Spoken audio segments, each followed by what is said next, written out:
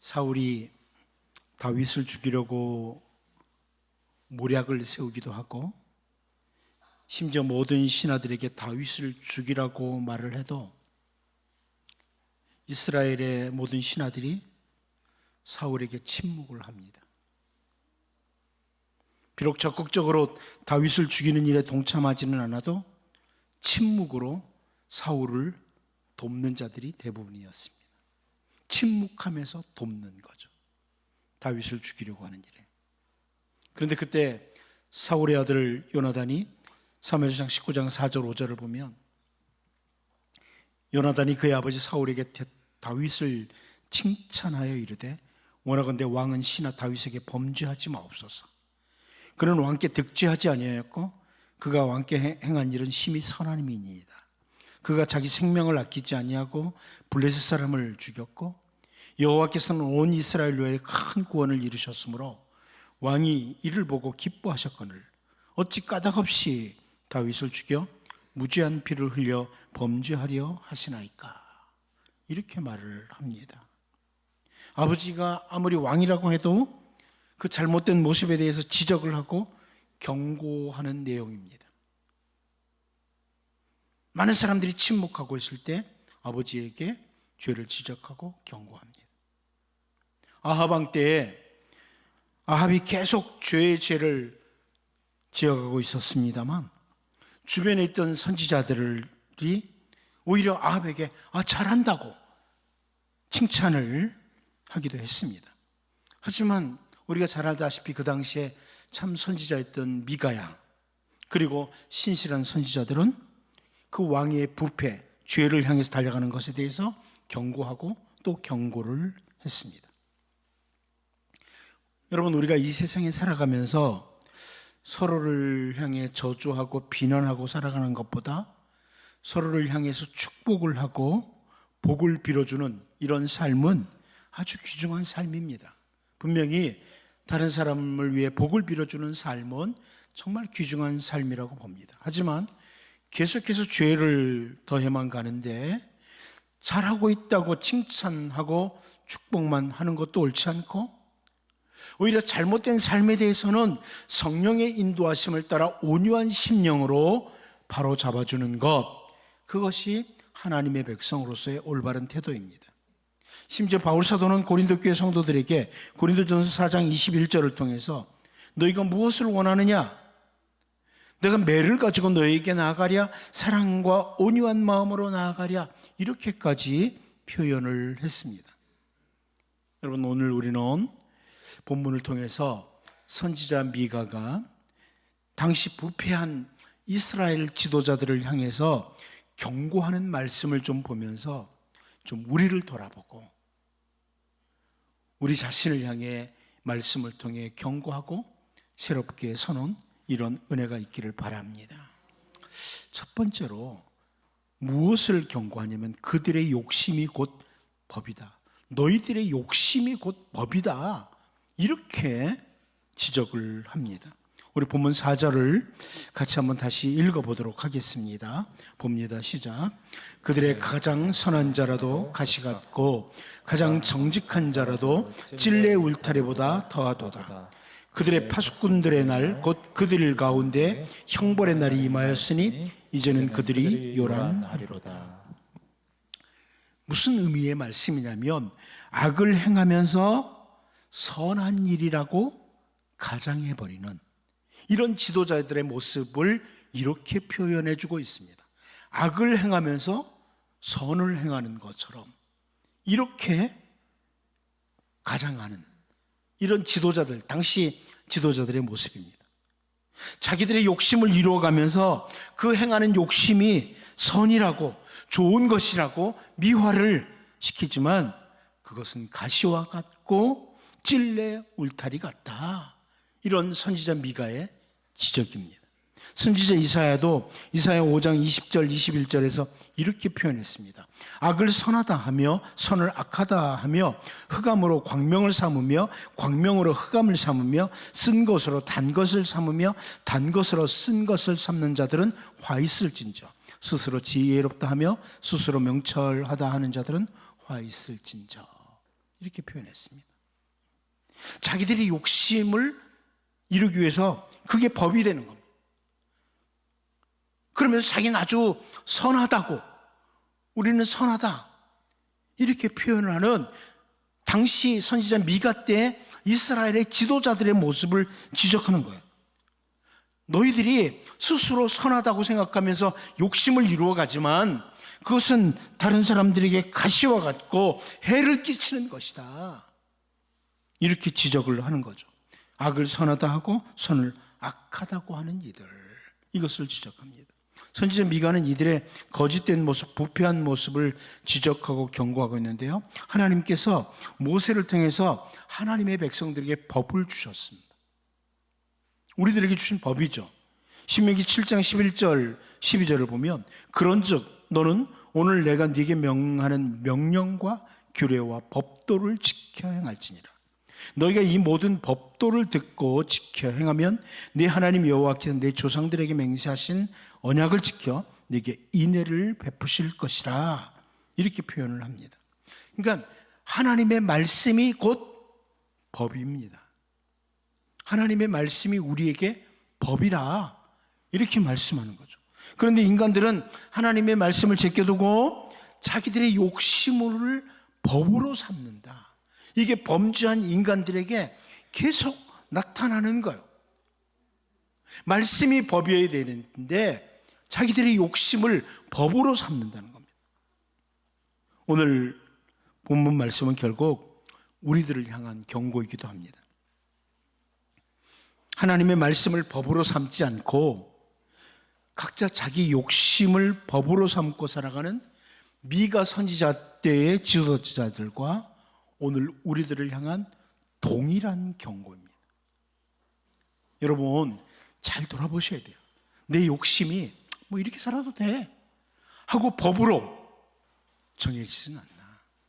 말씀이 법이 돼야 되는데 나는 이렇게 하고 싶어 하는 그 욕심이 법이 되지 않았나를 돌아보셔야 되는 거예요. 지금 선지자 미가 때에 너희들이 하나님의 말씀을 법으로 삼지 않고 너희들이 하고 싶은 그 욕심을 법으로 삼고 선하다고 괜찮은 거라고 이렇게 가장을 하고 그렇게 표현하지만 그것은 결국 멸망의 길로 간다.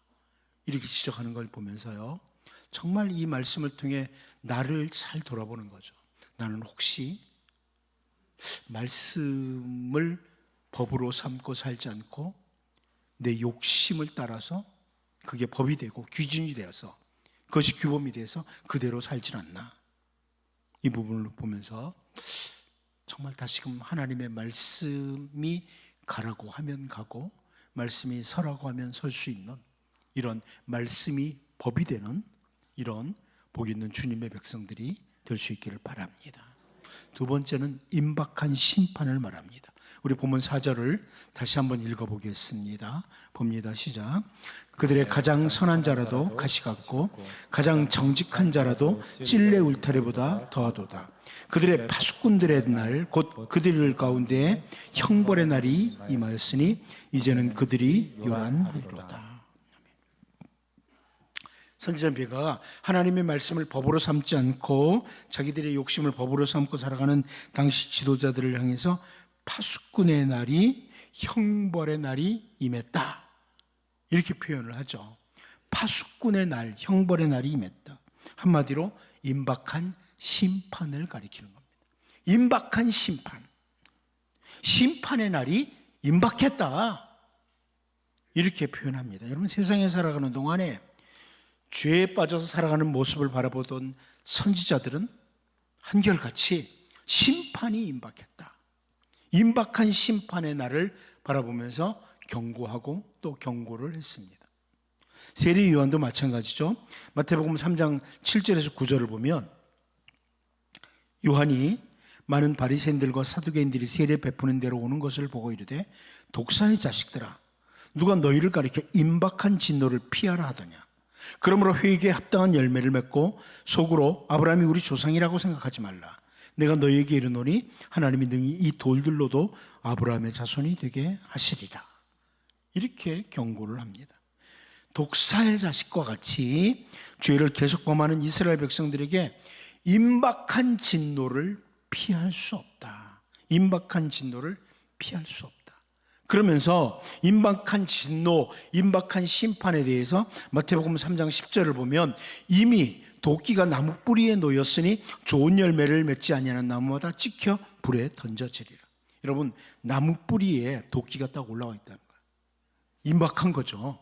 임박한 심판이라는 거예요. 그렇게 설명을 했습니다. 임박한 심판에 대해서 나무 뿌리에 도끼가 놓여 있는 상황이다. 이렇게 세례 요한이 표현을 합니다. 사실 오늘 우리들도 동일합니다, 여러분. 언제 우리들에게 죽음이 찾아올지 아는 사람이 없습니다. 오래 살 것 같죠? 참 우리는 그렇게 착각을 해요. 저도 그래요. 저도 앞으로 꽤 살 것 같아요. 꽤 많이 살 것 같아요. 여러분도 그렇죠? 제가 전에 어떤 분이 나이가 80이 지났는데 저보고 내가 앞으로 이렇게 살려고 이런 거 준비하고 있어요 하는데 얼마나 사실까? 그런 생각을 한번 했던 때가 있어요.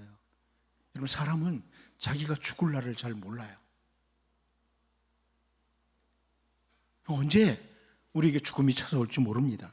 또 언제 주님이 다시 올지 알 수 없어요. 그래서 이 선지자 미가의 경고는 우리들에게 동일한 경고입니다. 심판이 임박했다. 이거 기억하고 살아라. 그렇게 말씀이 법이 아니라 욕심이 법으로 살면 심판이 임박했다.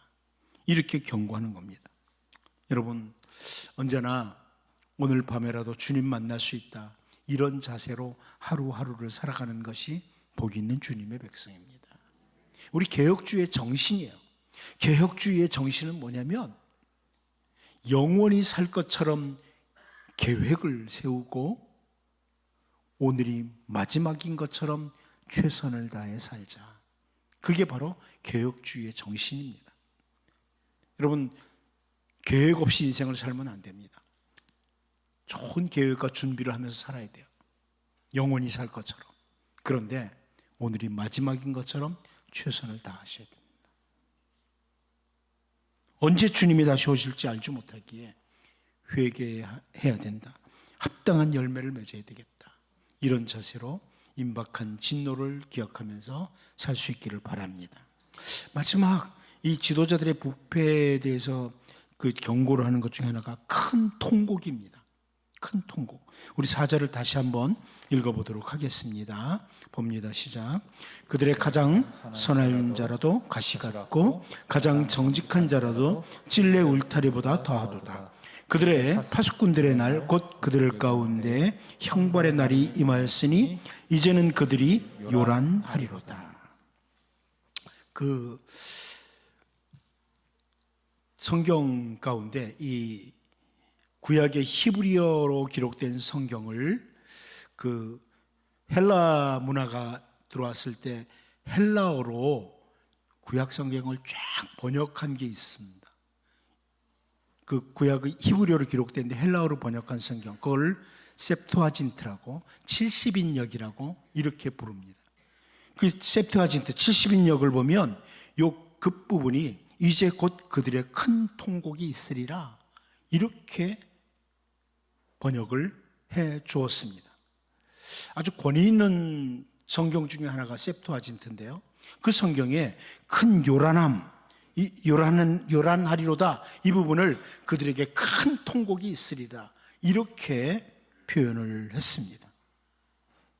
큰 통곡을 하는 요란함이라는 그런 뜻이겠죠. 주님 다시 오시는 날, 그날은 큰 요란함이 있다, 큰 통곡이 있다, 이런 말씀입니다. 예수님께서도 주신 말씀 가운데 마태복음 13장 40절에서 42절을 보면 그런즉 가라지를 거두어 불에 사르는 것 같이 세상 끝에도 그러하리라. 인자가 그 천사들을 보내리니 그들이 그 나라에서 모든 넘어지게 하는 것과 또 불법을 행하는 자들을 거두어내어 풀무불에 던져 넣으리니 거기서 울며 이를 갈게 되리라. 이렇게 말씀하셨습니다. 세상 끝에 심판의 날에 울며 이를 갈 것이다. 큰 슬픔, 통곡의 날이 된다. 이런 말씀이죠. 누가요? 가라지가입니다. 한마디로 하나님의 말씀을 놓치고 욕심을 법으로 삼고 사는 자들, 임박한 심판의 날 큰 환난과 큰 비극의 날이 될 것이다. 이런 말씀입니다. 그러나 주님의 백성들은 주님의 말씀을 법으로 삼고 말씀 따라 올곧게 걸어가려고 애를 썼던 사람들은 그날이 큰 통곡의 날이 아니라 기뻐하며 감사하는 날이 될 것입니다. 저는 사실 이렇게 장례를 많이 이제 주관을 하잖아요. 장례를 주관하면서 그런 생각들을 많이 합니다. 정말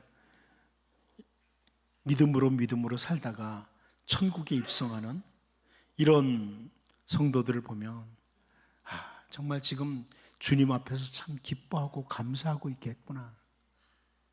그런 생각을 합니다. 지금 주님 앞에서 참 기뻐하고 감사하고 있겠구나. 그러나 목회를 하다 보니까 그렇지 못한 장례식에도 가잖아요. 전혀 주님과 관계없이 살았던 그런 장례식에 갈 때는 이분은 지금 어떻게 있을까? 아마 슬픔과 통곡을 하고 있지 않을까? 그런 생각을 합니다. 여러분, 선지자 미가 때 자기들의 욕심을 법으로 삼고 죄의 길로 계속 달려가던 지도자들을 향해 선지자 미가가 지적했던 것, 그날에 큰 통곡의 날이 될 것이다. 이 말씀을 보면서 여러분, 주어진 하루하루를 여러분에게는 결코 통곡의 날로 주님을 맞지 않고 기쁨과 감사와 함께 주님을 맞이할 수 있는, 주님 다시 오시는 그날, 아주 감사의 날, 주님 기다렸습니다. 이 날을 기다렸습니다. 이러면서 주님을 맞이할 수 있는 이런 복 있는 주님의 백성들로 살 수 있기를 바랍니다.